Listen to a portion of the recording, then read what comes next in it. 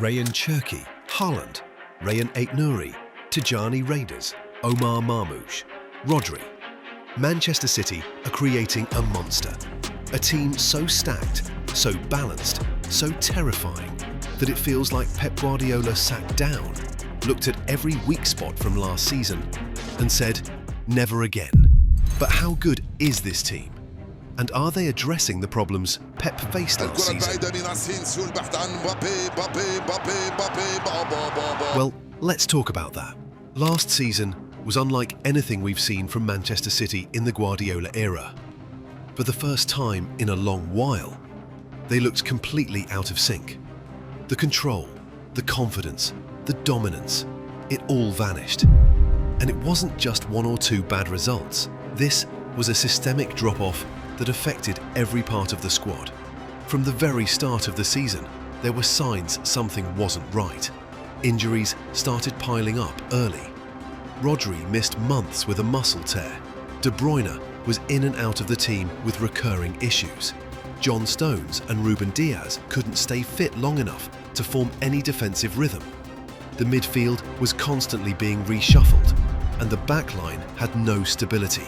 And when you take structure away from a Guardiola team, it collapses quickly. What made things worse was how teams suddenly started to believe they could take points off City. There was no longer that aura of inevitability. Smaller clubs weren't afraid to press them, to take the game to them. It didn't matter who they played. City didn't look invincible anymore. Then came the Champions League qualification tie to proceed to the knockout round against Real Madrid. Normally, you'd back City in that kind of matchup, but this wasn't the same City. And while Real had their issues, all it took was one world-class performance from Kylian Mbappe to knock City out. That loss didn't just sting, it exposed how fragile the team had become. If Real Madrid could beat them at this stage, something was fundamentally broken. In the league, it got worse. They were inconsistent, dropping points in matches they would have closed out in previous years. And while Liverpool weren't perfect either, they were steady. Arne Slot came in, and in his first season, out-coached and outlasted Guardiola over 38 games. That alone tells you how far City dropped off. This wasn't a loss to a veteran like Klopp. This was a loss to a Premier League newcomer, and that made it even more painful. But the worst blow came in the FA Cup. By the time they reached the final, it felt like redemption. One trophy to show for the chaos of the season. One chance to end the year with some kind of success. And then they lost it. To Crystal Palace, a mid-table club with no real momentum, no star power, just hunger and belief. City had nothing left to give, and it showed. That was the final chapter of a season that felt completely unrecognisable. And yet, even as the players left the pitch at Wembley, it was clear something was going to change. Guardiola wasn't going to let that happen again. Not without a response. Not without building something new, something ruthless. And that brings us to this summer, where the rebuild began from the back, brick by brick. Pep Guardiola's rebuild didn't start with the flashy attackers or creative midfielders. It started at the back, because he knows better than anyone that without defensive stability, nothing else works. Last season's collapse wasn't just about missing goals or creativity, it was about structure, and structure begins with the back line. Let's start with Ederson. For all of City's problems last season, he remained one of the few constants. He's still one of the best ball-playing goalkeepers in the world. His ability to break a press with one pass gives City a huge tactical advantage. But what went unnoticed was how often he was left exposed. He made mistakes, yes, but that was largely because the defenders in front of him were constantly changing. No rhythm, no protection. With a more stable back line this season, Ederson's job becomes simpler, and that means fewer errors and more clean sheets. Now, looking at the centre-backs, this is where Pep made it clear. Depth is no longer negotiable. Last season, Stones and Diaz were injured at key points. Ake was reliable, but overworked. Akanji was stretched thin. This season, there are 5 senior centre-backs in rotation: Ruben Dias, Nathan Ake, John Stones, Abdelkader Khusanov, and Manuel Akanji. And this isn't just about numbers, it's about quality. Dias is still the leader at the back, calm under pressure, great in duels and vocal. Ake complements him perfectly. Left-footed, good on the ball, strong in the tackle, and positionally disciplined. That pairing, Dias and Ake, is probably Pep's best option right now. They give him the balance between aggression and control. Then you have Stones, who's more than a defender in this system. He's a hybrid, capable of stepping into midfield, helping in the build-up, and progressing the ball. When fit, he changes the tempo of City's play entirely. Akanji is versatile, solid defensively, and able to cover both centre-back and full-back positions. And Khusanov? He's the wild card. Young, aggressive, and still learning, but already showing signs that he belongs in this team. City now has the kind of defensive depth that lets them play a back 3, a back 4, or even an inverted system without compromise. Last season, they were improvising. This season, they're prepared. Let's move to fullbacks. Rico Lewis is still one of City's most promising young players. He's technically sharp, positionally intelligent, and calm under pressure. He can invert into midfield, offer overloads, and even carry the ball forward. But Guardiola wants more offensive output from that side, and that's why Tino Livramento is being closely monitored. He's fast, confident in one-on-one situations, and can drive the ball forward with purpose. If that signing goes through, Pep gets an attacking right-back who stretches the pitch, while Rico gives him control and flexibility. 2 different profiles for different game states. On the left, Joško Gvardiol continues to impress. He's not a traditional left-back, but he brings something unique. A blend of defensive solidity and surprising goal threat. His long-range shooting, aerial strength, and ball progression make him valuable, especially when City wants control. But then they added Rayan Aït-Nouri, and that changed everything. If you didn't watch Wolves last season, you might overlook this signing. But Aït-Nouri is a technical, creative fullback who plays more like a winger in possession. He can take players on, thread passes in tight spaces, and deliver quality in the final third. He's not just a fullback, he's a tactical weapon. Guardiola loves players who can play multiple roles in a single match, and Aït-Nouri fits that mould. He can invert, overlap, or hold width, all in one game. That versatility makes him different from Gvardiol, who is more of a defender first. What Guardiola now has is choice, and not just depth, but real tactical variation. He can field a defensive setup when needed, or go ultra-offensive without losing shape. It's no longer about plugging gaps. It's about executing control from the back with precision. But what held City together in their dominant years wasn't just the defence, it was the midfield that sat in front of it. And last season, that midfield fell apart. But before we talk about that, please hit the subscribe button. Thank you. The midfield has always been the heartbeat of Guardiola's Manchester City. When it works, everything flows. The build-up, the pressing, the transitions, the control. But last season, that heartbeat was weak. Not because of a lack of talent, but because of the wrong mix at the wrong time. It started with Rodri's injury. His absence exposed just how dependent City was on his presence. He's not just a defensive midfielder, he's a metronome. He dictates tempo, breaks up play, and connects defense to attack without ever rushing. Without him, the midfield became disjointed. The structure collapsed, and suddenly, City looked wide open, something you never associate with a Pep Guardiola team. It moved. Then you had Ilkay Gundogan, aging and no longer able to cover ground like before. He still has the brain, the positioning, and the composure, but the legs were fading. And Kevin De Bruyne, his output wasn't the problem, it was his availability. Injuries kept coming back. The explosive runs, the quick turns, the bursts into space, all became less frequent. City weren't just missing control, they were missing verticality, creativity, and leadership. To compensate, Pep relied more on Kovacic and Bernardo Silva, who were excellent in moments. Kovacic brought calmness and control, and Bernardo gave energy and work rate. But both are more complementary pieces than midfield engines. They couldn't carry the weight Rodri and De Bruyne once did. So what did Pep do? He started reshaping the core. First came Nico Gonzalez from Porto for €60 million. A clear investment in the future, technically clean, very confident on the ball, and has a good engine. but it's clear he still needs time.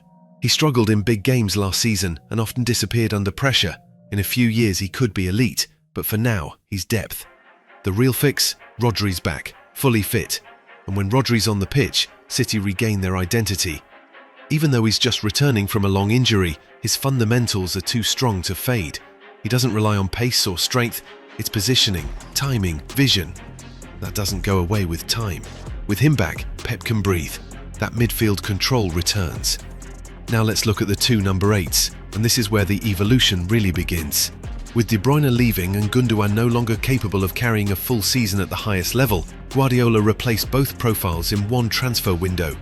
To fill the Gundogan role, City brought in Tijjani Reijnders. This signing didn't make huge headlines, but it should have. Reijnders is a box-to-box midfielder with an incredible engine. He's smart with his movement, always finding space between the lines, but what separates him is his end product. Last season he scored 15 goals and provided 5 assists. That's elite output from midfield. His timing of runs into the box is similar to peak Gundogan, and he doesn't shy away from responsibility. He'll press, he'll link play, and he'll give City goals from midfield, something they desperately missed last season. And for the De Bruyne role, Pep didn't look for a like-for-like passer. He went for someone who could bring unpredictability, Rayan Cherki.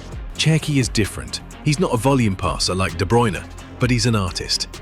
He manipulates the ball effortlessly, takes defenders out of the game with movement and skill, and can unlock defenses in one moment of magic. His close control in tight spaces is top tier, and while he still has raw edges, the talent is clear. Cherki gives City something fresh, that chaotic creativity that they've lacked when De Bruyne hasn't been available. And with Pep's coaching, you can expect his decision-making to improve dramatically. What City has now is a complete midfield unit again. Rodri anchoring, Reijnders giving energy and end product, and Cherki adding the spark. Behind them, Kovacic, Bernardo, and Nico Gonzalez provide rotation options that most top clubs would envy. This is no longer a patched-up midfield. It's rebuilt, it's structured, and it's ready to function the way Guardiola demands, with balance, control, and purpose. But control alone doesn't win games. For that, you need goals. You need width, speed, and creativity. And most of all, you need a striker who doesn't wait for the game to come to him. He forces it. When Manchester City's attack is functioning at its peak, it doesn't just create chances, it breaks teams mentally. But last season, that sharpness was missing. Not because of a lack of individual talent, but because the system around the front three was unstable. The supply line wasn't consistent, the movement was disjointed, and teams stopped fearing them the way they used to. Now, that fear is back. Pep has rebuilt the attack with a very specific intention: speed, unpredictability, and goal production from every angle. There's no one-dimensional approach anymore. Every player in this front line offers something different, and together they look lethal. Let's start with the most obvious name, Erling Haaland.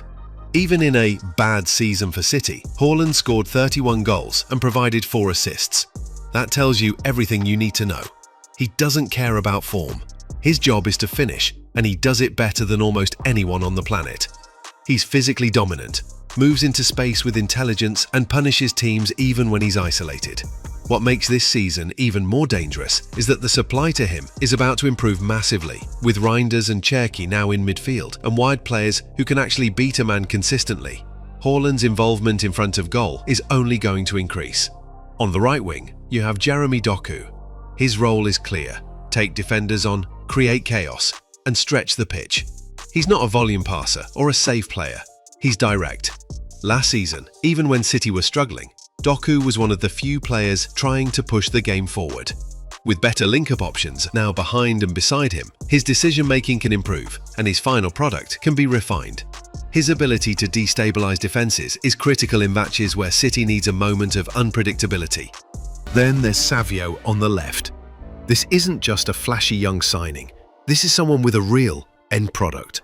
He has pace and composure in the final third, and understands how to combine with overlapping fullbacks.